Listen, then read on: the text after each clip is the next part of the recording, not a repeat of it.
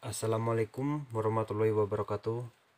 Baik, di sini saya akan mempresentasikan hasil kerja saya, materi pembelajaran pada pertemuan ke-6 mata kuliah pemrograman web, dosen pengampu M. Rizky Fadilah. Baik, saya di sini akan menjelaskan tentang CSS Flexbox. Flexible Box modul yaitu teknik CSS yang digunakan untuk mengatur posisi website dan hanya mengatur satu dimensi, baik kolom maupun baris. Dalam kontainer atau pembungkus, terdapat beberapa item, yaitu cell, elemen atau isi. Yang kedua, main axis, elemen yang sejajar secara horizontal. Yang ketiga, cross axis, kembalikan ke vertikal.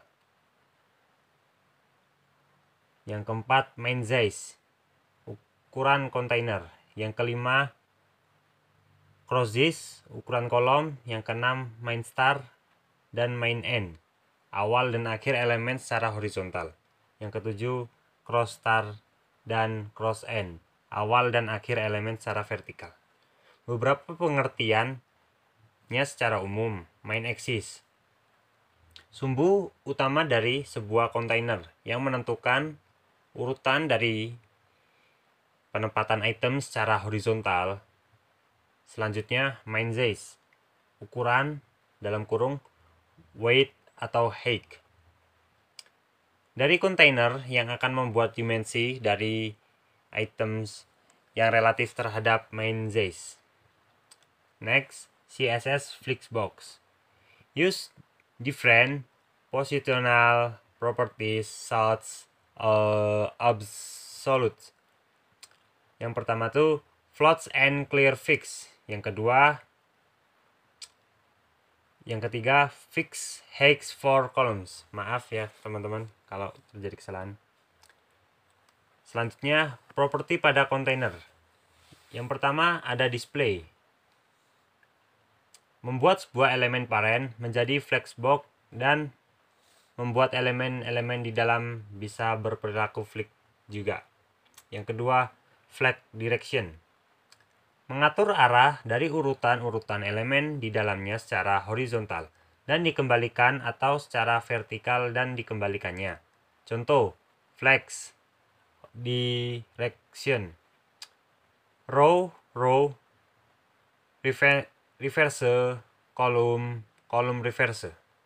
Yang ketiga, flag warp, untuk menurunkan items dalam kontainer. Yang keempat ada adjustive content, mengatur rata pada items di dalam secara horizontal. Yang kelima, align items, untuk mengatur kejajaran secara vertikal. Yang keenam, align content, mengatur jarak item pada cross axis, berlaku ketika konten lebih dari satu baris. Next, properti pada items. Yang pertama, order, mengatur urutan dari elemen. Yang kedua, flag grow, mengatur ukuran items.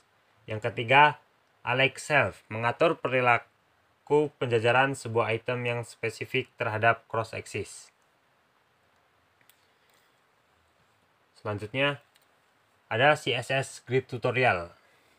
Dari materi yang saya pelajari, mengapa menggunakan CSS Grid? Karena tata letak kotak memberi kita metode untuk membuat struktur kotak yang dijelaskan dalam CSS, bukan HTML. Ini membantu kita membuat tata letak yang dapat menggunakan query media dan beradaptasi dengan konteks berbeda. Tata letak kotak memungkinkan memisahkan urutan elemen dalam sumber dengan benar di presentasi visual. Yang pertama tuh ada grid columns, untuk menentukan item dan lokasi item dalam kolom grid dengan menyumbangkan garis rentang untuk penempatan gridnya.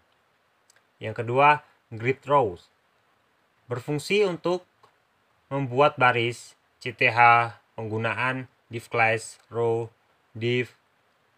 Dan yang ketiga, deretan garis horizontal dan vertikal untuk panduan dalam melihat batas suatu sel tidak ditampilkan di saat mencetak suatu lembar kerja Excel karena kegunaannya hanya sebagai alat bantu tampilan.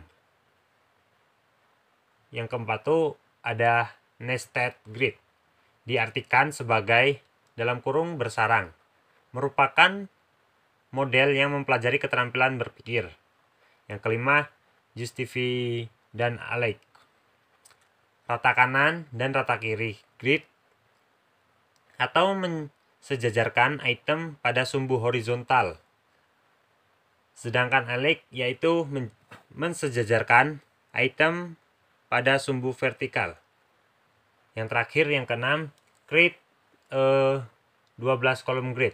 Suatu kolom penuh panjangnya 12. Jika dibagi 2 maka jadi 6. Dan jika dibagi lagi hingga paling kecil sama dengan 1. Artinya kolom grid hanya bisa dibagi sampai 12 saja. Contoh, div class sama dengan call strip 12. Seperti ini ya teman-teman contohnya. Next, selanjutnya yang ketujuh, mosaic layout, suatu tata letak atau susunan rencana berbentuk kepingan-kepingan yang ditempatkan pada suatu bidang. Yang kedelapan, grid area, terdiri dari 4 sel atau 3 row lines dan 3 kolom lines. Bahkan satu grid cell bisa disebut grid area.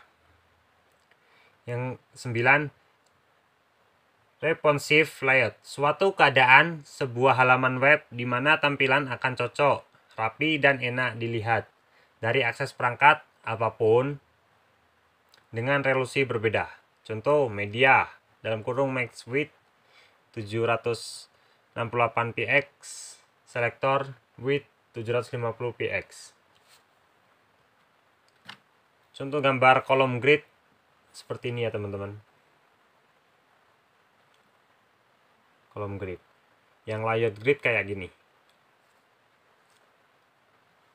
Baik, hanya itu yang bisa saya sampaikan. Lebih kurangnya saya mohon maaf jika ada kata-kata saya yang kurang berkenan atau kurang mengenakan di telinga teman-teman. Saya mohon maaf. Sebesar-besarnya saya tutup. Wabillahi taufiq wal hidayah. Wassalamualaikum warahmatullahi wabarakatuh.